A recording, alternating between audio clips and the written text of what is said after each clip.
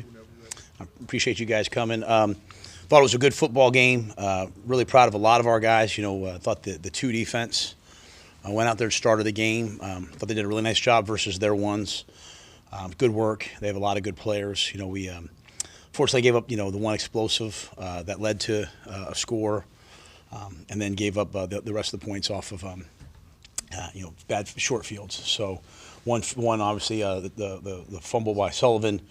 Excellent job by the defense to get out there and get that stop, hold them to a field goal, keep it a close game, and then after the pick six, which was great by Tay Hayes, the unfortunate, we got the penalty and I gave them a short field. So I thought there was a lot of things on defense that looked to improve, looked like we had made improvement. I thought the special teams looked that way. Offensively, weren't able to move the ball enough today. Certainly struggled up front at the end of the game.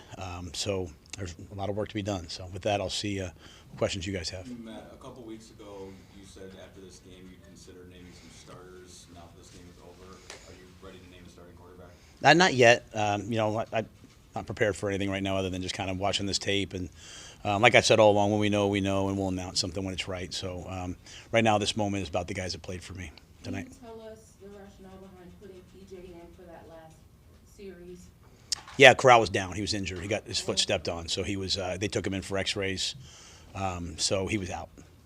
I know you said you want to focus on the guys that played tonight, but should we read anything into neither Sam nor Baker playing tonight?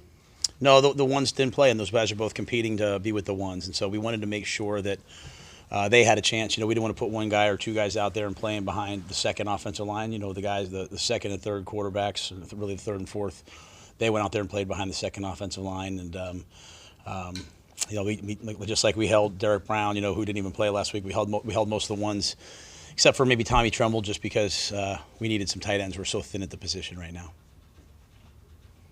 What were you able to gather about Corral's night when he was in there? I thought he looked sharp early. I thought he completed balls.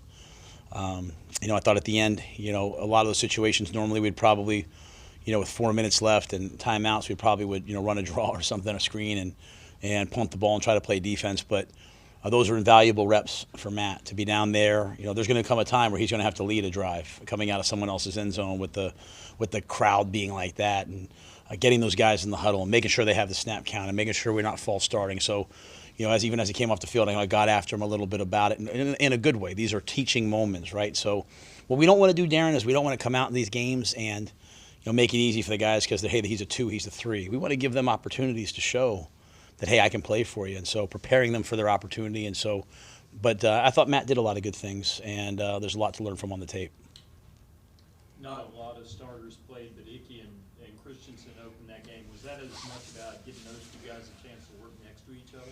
Yeah, Icky's just young. And as I said to you guys, a young left tackle, we need to make sure he's prepared for the season. And so he needed these reps. So to go against Judon, to go against Dietrich Wise, those are excellent pass rushers. And, even as we were walking off the field together at the end of the game, because obviously he gave up a hit on a TE, then he gave up a sack. Hey, what happened, and his thought process, and helping him learn from that so that he can, hey, this is what happened. I expected a bull. I went to this. Invaluable work. And the same thing for Brady. So, we wanted to get those guys some reps, and we did. JC was reported to start this game, and then later he was removed. Can you talk us through what happened there? Yeah, I wasn't going to play him. I told him, I told him, hey, get ready to play. We were short on some corners, and so I wasn't sure if I was going to need him or not. Duke Dawson couldn't go, but in the end, he got good work in the pre-practice, and I felt good that Stan and those guys were going to be able to play. So for me, he was a game-time decision.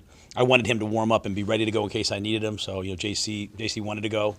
So, but at the end of the day, we made the decision just to practice and pre-practice, have him run the conditioning, and knew that the other guys would be able to play well. And I think we all saw some good things. Hopefully, Tay Hayes, obviously, he just kind of makes a play every day in practice, and so it was good opportunities for a lot of guys. I wanted to ask you about Tay Hayes. Just what have you seen from him throughout camp and through this week? How he's been able to come onto the team and really kind of sharpen up? He was a really good football player. He was with us last year for a little bit. He's soaking up knowledge. It's kind of cool. It's weird, because it's preseason, but we had at one point we had our Mike linebacker playing defensive end. We had, our will linebacker. We had all kinds of guys playing different positions. Davion Nixon's a 3 technique. He's out having to play the other end. So, Tay Hayes just showed up. William Watson just showed up. So that's part of the preseason, and guys get a chance. But, the thing about Tay is he makes plays, and he made a play last week in the game. A couple plays. He makes plays in practice, and he made play today. So he's challenging right now. Can you talk about what you saw from Brandon Smith? Brandon is really coming on for us. In terms of today, I saw him running around, being physical, striking. And that's really, we know what a great athlete he is. It's about his ability to play in the box and what he can do. So I'm anxious to watch the tape and see more of the finer details. But, we really are excited about what he's going to be. And these are valuable reps for him right now because he's got a veteran-laden room in the linebacker room, and those guys are kind of helping raise him up. So he and Mosby, they played a lot of football tonight, which is good. Did Terrace Marshall re-aggravate anything, or what was the plan with him today? There was really no plan. I was hoping he'd be able to play. Terrace practiced on Monday, finished it, felt sore the next day, felt like he couldn't go, and so I was hoping he'd be ready for the game. But the medical staff, and they worked on it, couldn't get ready for the game. So, we need Terrace to start practicing. We need Terrace to start practicing. We need him to step up. Shi's had a great camp. Higgs had a great camp. We're down some receivers right now. Zylstra's out with a hammy. He's out with a hammy. So we need Terrace to get back because he was having a great camp until he got hurt. How are you feeling about your tight end position right now? Well, we're a little beat up. Ian's down, Collins down. I think, it's unfortunate that Sully fumbled that one ball because really, I thought he had a great week. I thought he caught the ball well and blocked well and had a couple. I think he had at least one other catch across the middle. So he made that play, and I was kind of like, oh, he's ready to get going and then put the ball on the ground. So we'll have to continue to work with Sully, but I'm really excited about him. Gio had another catch again, excellent special teams player. So I feel like, we don't have like the one, hey, this is our one tight end that we're going to go to all the time. We have a bunch of guys that we feel like can get open and catch the football, that are versatile, that can block, and it allows us to play with multiple groupings. We're still pretty vanilla right now. There's no reason to show teams that we're playing early in the year exactly what we're going to do, but we like the versatility of Tommy and Sully. And the thing I like about the offense, now we obviously didn't put up a ton of points tonight, and we were battling for everything that we got, but I like the fact that the ball is going to so many different people, and it's not just driven through one person. When you wrapped up in Spartanburg, you mentioned how you thought this team bonded in ways it hadn't in years past, largely based on COVID stuff and all that.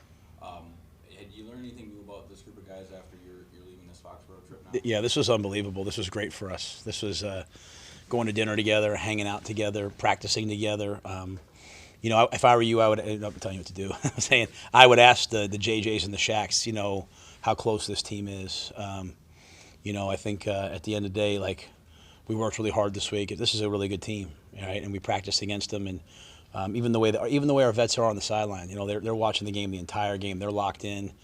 They celebrated. I told them to go, if they got a pick six, to have a little fun. It's the guys that don't have the jerseys on that got the penalties. If you have a jersey on, you're fine. So it's all those other guys. So they all kind of walk by me. But we have a fun team and a good group, and this was a really great time for us. And it was good work against a great organization. All right, thank you very much, Coach. All right, guys.